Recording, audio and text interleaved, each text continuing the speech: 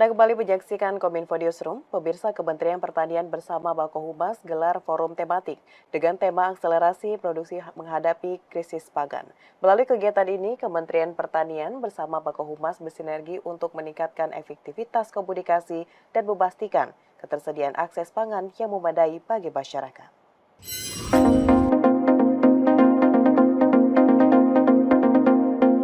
Kementerian Pertanian bersinergi dengan Badan Koordinasi Kehumasan gelar forum tematik akselerasi produksi menghadapi ancaman krisis pangan. Indonesia sebagai negara agraris dengan populasi yang besar lebih dari 270 juta jiwa, tentunya menghadapi tantangan besar dalam memastikan ketersediaan dan akses pangan yang memadai. Saat ini Kementerian Pertanian bersama Humas Pemerintah Kementerian Lembaga terus menggencarkan diseminasi informasi gerakan akselerasi peningkatan produksi pangan sebagai langkah strategis untuk memitigasi terjadinya krisis pangan akibat perubahan iklim, pertumbuhan populasi hingga fluktuasi harga pangan secara global. Kepala Biro Humas dan Informasi Publik Kementerian Pertanian Muhammad Arief Cahyono memastikan pihaknya terus berupaya meningkatkan produksi khususnya padi melalui program akselerasi, pompanisasi air sungai untuk lahan sawah tada hujan, optimalisasi lahan rawa hingga integrasi padi gogo dengan kelapa sawit atau kelapa pada tanaman belum menghasilkan.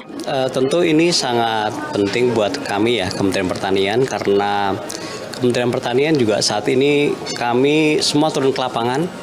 Semua pejabat yang ada di Kementerian Pertanian, staf-staf di Kementerian Pertanian sedang turun ke lapangan. Kita lagi berfokus untuk bisa meningkatkan produksi pangan.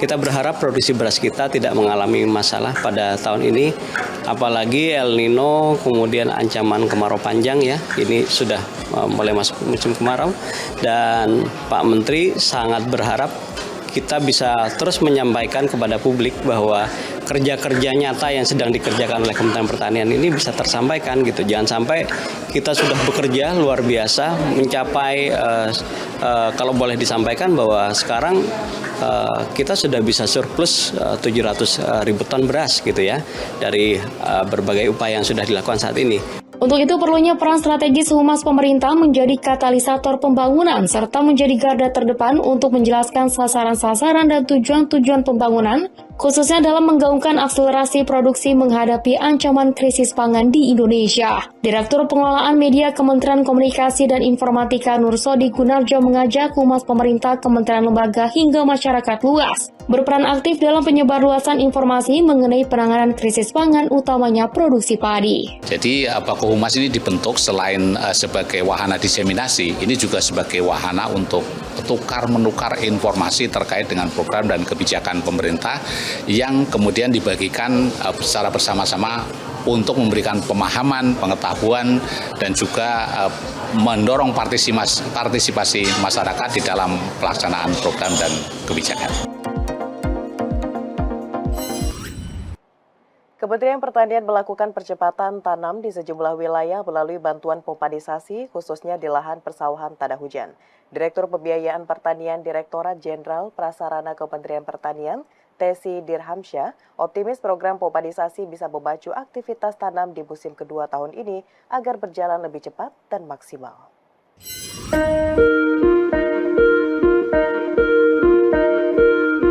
Kementerian Pertanian terus memaksimalkan program perluasan area lahan melalui 3 kegiatan. Pertama, pompanisasi, kedua, irigasi perpompaan, dan ketiga, optimalisasi lahan rawa.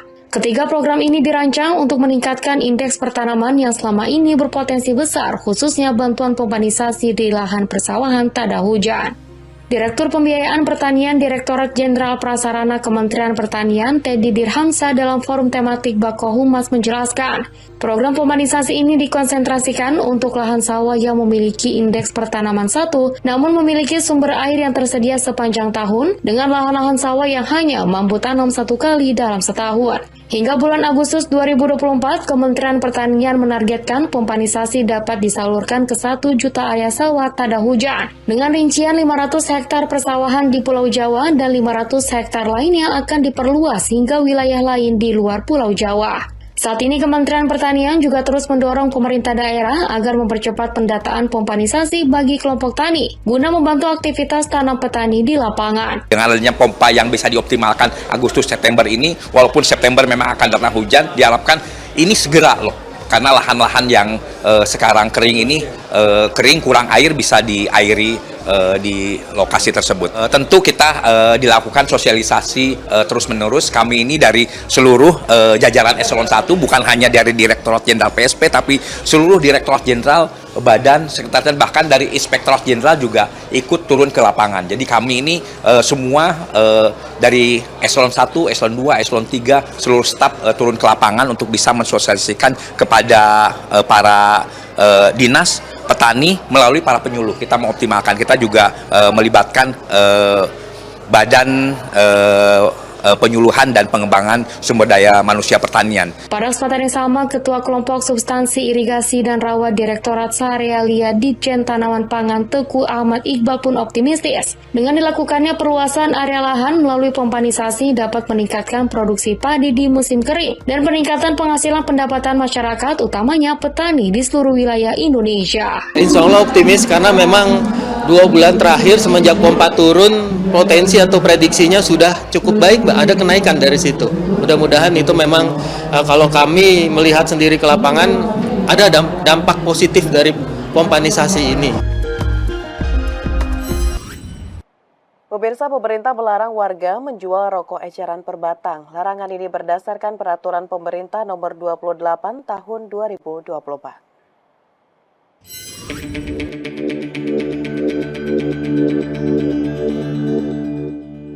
Presiden Republik Indonesia Joko Widodo telah menandatangani peraturan pemerintah nomor 28 tahun 2024 yang mengatur tentang peraturan pelaksanaan Undang-Undang nomor 17 tahun 2023 mengenai kesehatan.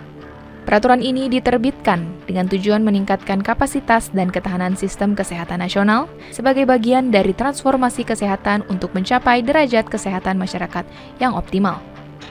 Peraturan mencakup berbagai aspek penting dalam penyelenggaraan upaya kesehatan dan sumber daya kesehatan yang dikelola dengan dukungan regulasi yang kuat. Terdapat sejumlah poin pada peraturan pemerintah tersebut, salah satunya larangan mengatur penjualan rokok eceran per batang.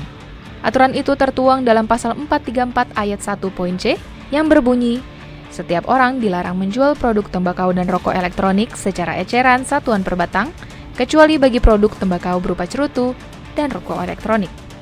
Tak hanya itu, pasal yang sama juga turut melarang penjual menempatkan rokok dan produk tembakau atau menjual rokok dengan radius 200 meter dari satuan pendidikan dan tempat bermain anak. Penyelenggaraan pengamanan zat adiktif berupa produk tembakau dan rokok elektronik dalam peraturan pemerintah bertujuan diantaranya untuk menurunkan prevalensi perokok dan mencegah perokok pemula, juga menurunkan angka kesakitan dan kematian akibat dampak merokok. Dalam peraturan pemerintah nomor 28 tahun 2024 juga mengatur sanksi jika melanggar seperti tertuang pada pasal 454 hingga 459, yakni berupa sanksi administratif oleh menteri atau pimpinan lembaga terkait dan pemerintah daerah dalam bentuk teguran lisan, teguran tertulis, penghentian sementara kegiatan, serta pemutusan akses informasi elektronik atau dokumen elektronik. Pemerintah resmi mengeluarkan larangan produsen susu formula memasang iklan dan beri diskon. Dikeluarkannya larangan tersebut dikarenakan dapat menghambat pemberian air susu ibu eksklusif. Presiden Joko Widodo resmi melarang produsen susu formula memasang iklan dan beri diskon. Aturan tersebut tertuang dalam salah satu belai terkait susu formula di Peraturan Pemerintah Nomor 28 Tahun 2024 tentang Peraturan Pelaksanaan Undang-Undang Nomor 17 Tahun 2023 tentang Kesehatan. Dalam pasal 33 disebutkan produsen atau distributor susu formula bayi dilarang melakukan kegiatan yang dapat menghambat pemberian air susu ibu eksklusif. Pemberian potongan harga atau tambahan atau sesuatu dalam bentuk apapun atas pembelian susu formula bayi dan atau produk pengganti air susu ibu lainnya sebagai daya tarik dari penjual, demikian dalam poin C pasal tersebut. Sementara dalam poin D dijelaskan larangan penggunaan tenaga medis, tenaga kesehatan, kader kesehatan, tokoh masyarakat, dan influencer media sosial untuk memberikan informasi mengenai susu formula bayi atau produk pengganti air susu ibu lainnya kepada masyarakat. Dan di poin E, dilarang mengiklankan susu formula bayi atau produk pengganti air susu ibu lainnya dan susu formula lanjutan.